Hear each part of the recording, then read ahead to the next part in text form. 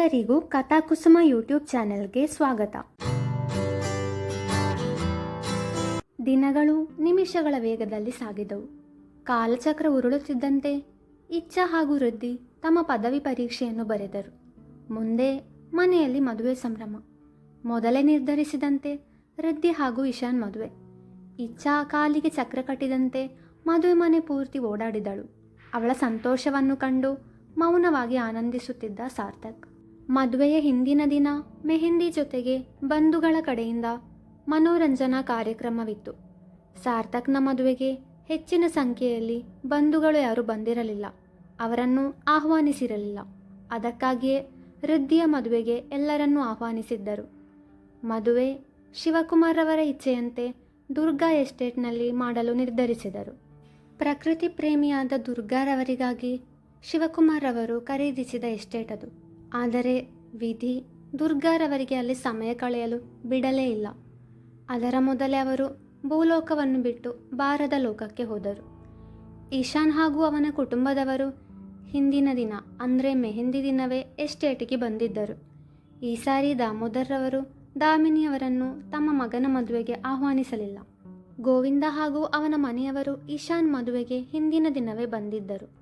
ಆರತಿ ಹಾಗೂ ಕೀರ್ತಿ ತಮ್ಮ ಕುಟುಂಬದ ಜೊತೆಗೆ ಬಂದಿದ್ದರು. ಅವರಿಬ್ಬರನ್ನು ಕಂಡೊಡನೆ ಇಚ್ಛಾ ಖುಷಿಯಿಂದ ಅವರ ಬಳಿಗೆ ಬಂದಳು. ಅವರು ಅವಳ ಜೊತೆ ಖುಷಿಯಿಂದಲೇ ಮಾತನಾಡಿದರು. ವೃದ್ಧಿಯ ಕೈಗೆ ಮೆಹಂದಿ ಹಾಕುವಾಗ ಇಶಾನ್ ಹೆಸರನ್ನು ಅದರಲ್ಲಿ ಅಡಗಿಸಲು ಹೇಳಿದಳು ಇಚ್ಛಾ. ಅವಳು ಹೇಳಿದಂತೆ ಆರತಿ ಹಾಗೂ ಕೀರ್ತಿ ಇಬ್ಬರು ವೃದ್ಧಿಯ ಕೈಗೆ ಮೆಹಂದಿ ಹಾಕಿದರು. ಬಳಿಕ ಇಶಾನ್ ಹತ್ತಿರ ಬಂದವರೇ ವೃದ್ಧಿಯ ಕೈಯಲ್ಲಿ ಅವನ ಹೆಸರನ್ನು ಹುಡುಕಲು ಹೇಳಿದರು. ಮೆಹಂದಿಯನ್ನು ಪೂರ್ತಿಯಾಗಿ ಗಮನಿಸಿದವನು ತನ್ನ ಹೆಸರನ್ನು ಕಂಡುಹಿಡಿದಾಗ ಎಲ್ಲರೂ ಚಪ್ಪಾಳೆ ತಟ್ಟಿದರು. ತದನಂತರ ಸಾರ್ಥಕ್, ಸರ್ವೇಶ್, ಇಚ್ಛಾ ಹಾಡು ಹಾಡಿದರೆ ಆರತಿ, ಕೀರ್ತಿ ಮತ್ತು ಕೆಲವು ಬಂಧುಗಳು ನೃತ್ಯ ಮಾಡಿದರು. ಬಳಿಕ ಬಂಧುಗಳು ಒಬ್ಬೊಬ್ಬರಾಗಿ ಹಾಡು, ನೃತ್ಯ ಮುಂತಾದ ಕಾರ್ಯಕ್ರಮಗಳನ್ನು ಪ್ರದರ್ಶಿಸಿದರು. ಎಲ್ಲರ ಹಾಡು ಕುಣಿತದ ಬಳಿಕ ಒಬ್ಬ ಯುವತಿಯ ನೃತ್ಯ ಎಲ್ಲರ ಮನಸೆಳೆಯಿತು. ಸರ್ವೇಶ್ಗೆ ತನ್ನ ಕನಸಿನ ಹುಡುಗಿ ಮುಂದೆ ಬಂದಂತೆ ಅನಿಸಿತು. ಅವನು ಅವಳನ್ನು ನೋಡುತ್ತಲೇ ಕಳೆದು ಹೋದ. ತನ್ನ ನೃತ್ಯ ಮುಗಿಸಿ ವೇದಿಕೆಯಿಂದ ಕೆಳಗಿಳಿದವಳನ್ನು ಅವನ ಕಾಲುಗಳು ಹಿಂಬಾಲಿಸಿದವು. ಯಾವುದೋ ನೆರಳು ತನ್ನನ್ನು ಹಿಂಬಾಲಿಸುವಂತೆ ಅನಿಸಿದಾಗ ಹಿಂದಿರುಗಿ ನೋಡಿದಳು. ಅವಳ ನೋಟಕ್ಕೆ ಮತ್ತಷ್ಟು ಮರುಳಾದ ಸರ್ವೇಶ್. ಬಟ್ಟಲು ಕಣ್ಗಳ ಆ ಚೆಲುವೆ ಯಾರೆಂದು ತಿಳಿಯದಿದ್ದರೂ ಅವಳು ತನ್ನನ್ನು ದಟ್ಟಿಸುತ್ತಿರುವುದು ಕಣ್ಣುಗಳಿಗೆ ಕಾಣಿಸಿದರೂ ಮನಸ್ಸಿಗೆ ತಿಳಿಯಲಿಲ್ಲ. ಅವಳನ್ನು ನೋಡುತ್ತಾ ಮುಗುಳ್ನಗುತ್ತಲೇ ಇದ್ದ. ಅವಳಿಗೆ ಅವನ ವರ್ತನೆ ಹಿಂಸೆ ಅನಿಸ್ತು. ಹಲೋ ಮಿಸ್ಟರ್, ಆವಾಗಲಿಂದ ನೋಡ್ತಾನೇ ಇದ್ದೀನಿ, ನನ್ನನ್ನು ಯಾಕೆ ಫಾಲೋ ಮಾಡ್ತಿದ್ದೀರಿ? ಹೌದು, ಈ ಥರ ವಿನಾಕಾರಣ ನಗ್ತಾ ಇದ್ದೀರಲ್ಲ, ನಿಮ್ಮ ತಲೆಯಲ್ಲಿ ಬ್ರೈನ್ ಇದೆಯೋ ಅಥವಾ ಸ್ಕ್ರೂ ಲೂಸಾಗಿ ಬಿದ್ದೋಗಿದೆಯೋ ಎಂದು ಹೇಳುತ್ತಿದ್ದಾಗಲೂ ಸರ್ವೇಶ್ನ ಕಡೆಯಿಂದ ಯಾವುದೇ ಪ್ರತಿಕ್ರಿಯೆ ಬಾರದಿದ್ದಾಗ ಕೋಪಗೊಂಡವಳು ಏನೊಂದು ಯೋಚಿಸದೆ ಅವನ ಕೆನ್ನೆಗೆ ಬಾರಿಸಿದಳು.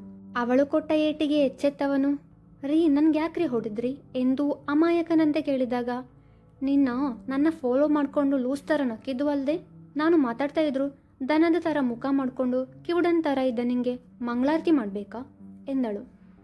ಸ್ವಲ್ಪ ಸಮಾಧಾನ ಮಾಡ್ಕೊಳ್ರಿ, ಈ ಥರ ಕೋಪ ಮಾಡ್ಕೋಬೇಡಿ, ನಿಮ್ಮ ಸೌಂದರ್ಯ ಹಾಳಾಗುತ್ತೆ.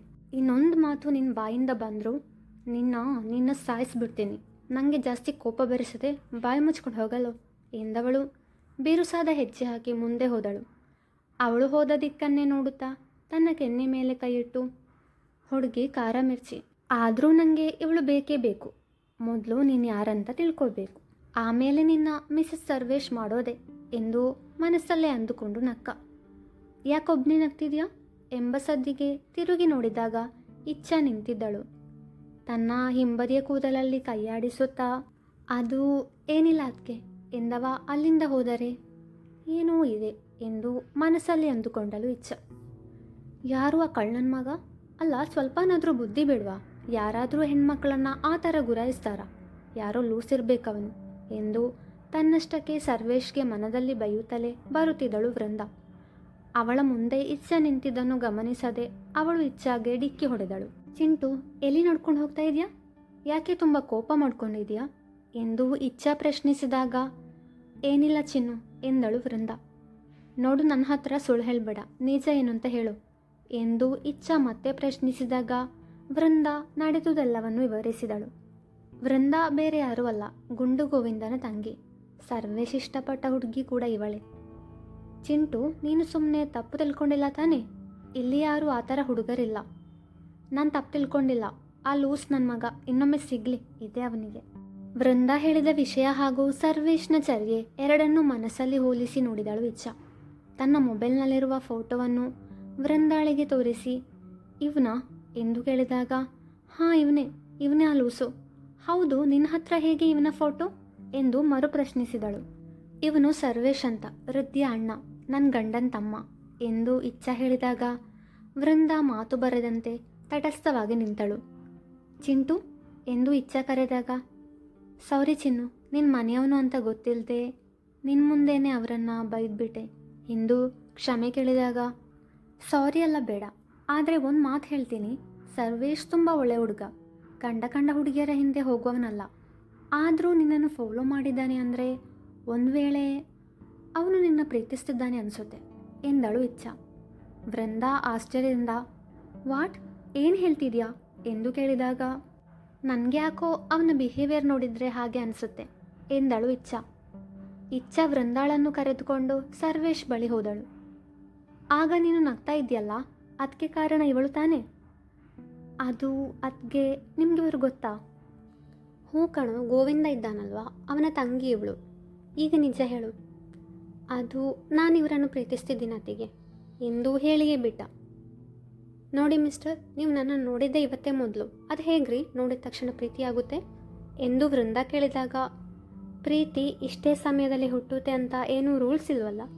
ನಿಮ್ಮನ್ನು ನೋಡಿದ ತಕ್ಷಣ ನೀವು ನನ್ನವರು ಅಂತ ಮನಸ್ಸು ಹೇಳ್ತು. ನೀವು ಹೇಗಿದ್ರೂ ಪರವಾಗಿಲ್ಲ, ಐ ಲವ್ ಯು ಎಂದವ ಅಲ್ಲಿಂದ ಹೋದ.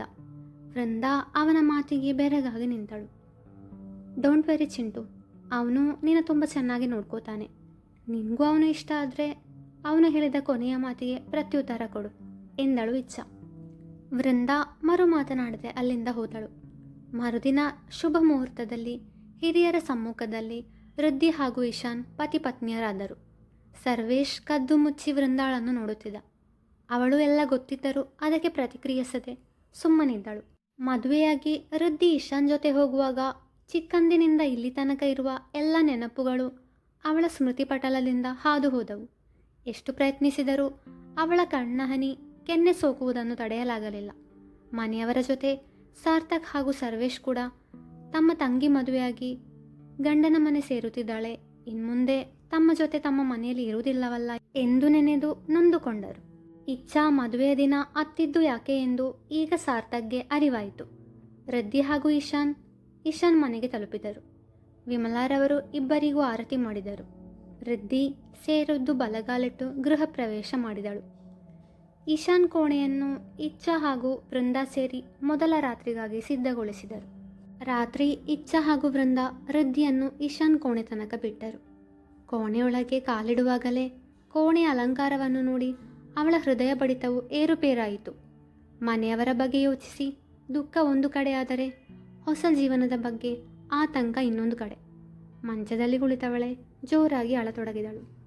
ಇಶಾನ್ ಅವಳನ್ನು ಸಂತೈಸಲು ಯತ್ನಿಸಿದ. ಇಚ್ಛಾ ಗಂಡನ ಮನೆ ಸೇರಿದಾಗ ಅವನಿಗೆ ಉಂಟಾದ ನೋವು ಈಗ ವೃದ್ಧಿಗೂ ಆಗುತ್ತಿದೆ ಎಂದು ಅರಿತುಕೊಂಡ. ವೃದ್ಧಿ, ನೋಡು, ಅಳ್ಬೇಡ ಪ್ಲೀಸ್. ನಿಮಗೆ ಯಾವಾಗ ಮನೆಯವರನ್ನು ನೋಡಬೇಕು ಅಂತ ಅನಿಸುತ್ತೋ ಆವಾಗ ಅಲ್ಲಿಗೆ ಹೋಗೋಣ ಎಂದಾಗ, ನಾನು ಮನೆಯವರ ಬಗ್ಗೆ ಯೋಚಿಸ್ತಿದ್ದೆ ಅಂತ ನಿಮ್ಗೆ ಹೇಗೆ ಗೊತ್ತಾಯಿತು ಎಂದು ಪ್ರಶ್ನಿಸಿದಳು ಕಣ್ಣೊರೆಸುತ್ತಲೇ. ಹೇಗೆ ಅಂದರೆ, ನಮ್ಮ ಮನೆಯಲ್ಲೂ ಒಂದು ಪುಟ್ಟ ಪಾಪು ಇತ್ತು. ಪಾಪು ಗಂಡನ ಮನೆ ಸೇರಿದಾಗ ನಮಗೂ ಅವಳ ನೆನಪು ಕಾಡ್ತಾ ಇತ್ತು. ಹಾಗೆ ಈ ಪಾಪುಗೆ ಕೂಡ ಮನೆ ನೆನಪು ಕಾಡ್ತಾ ಇದೆ ಅಂತ ಅರ್ಥ ಆಯಿತು ಎಂದವನು ಅವಳನ್ನು ತನ್ನ ಮಡಿಲಲ್ಲಿ ಮಲಗಿಸಿ ತಲೆ ತಟ್ಟತೊಡಗಿದ. ಎಲ್ಲ ಮರೆತು ನಿದ್ದೆಗೆ ಜಾರಿದಳು ವೃದ್ಧಿ. ಮರುದಿನ ಬೆಳಗ್ಗೆ ಮನೆಯವರೆಲ್ಲರೂ ಅಮ್ಮನವರ ದೇವಸ್ಥಾನಕ್ಕೆ ಹೋದರು. ಅಲ್ಲಿ ದೇವರಲ್ಲಿ ಪ್ರಾರ್ಥಿಸಿದ ಬಳಿಕ ಇಚ್ಛಾ, ಅಣ್ಣ, ನಾನು ನಿನ್ನ ಮನೆಗೆ ಹೋಗ್ತೀನಿ ಎಂದು ತನ್ನ ಮನೆಗೆ ಹೋದಳು. ಮುಂದುವರೆಯುವುದು. ಈ ಕತೆ ನಿಮಗೆ ಇಷ್ಟವಾಗಿದ್ದರೆ ಲೈಕ್ ಮಾಡಿ, ಶೇರ್ ಮಾಡಿ, ಕಮೆಂಟ್ ಮಾಡಿ. ಹಾಗೆ ಈ ಚಾನೆಲ್ನ ನೀವು ಸಬ್ಸ್ಕ್ರೈಬ್ ಮಾಡಿಲ್ಲ ಅಂದರೆ ಸಬ್ಸ್ಕ್ರೈಬ್ ಮಾಡಿ. Thank you.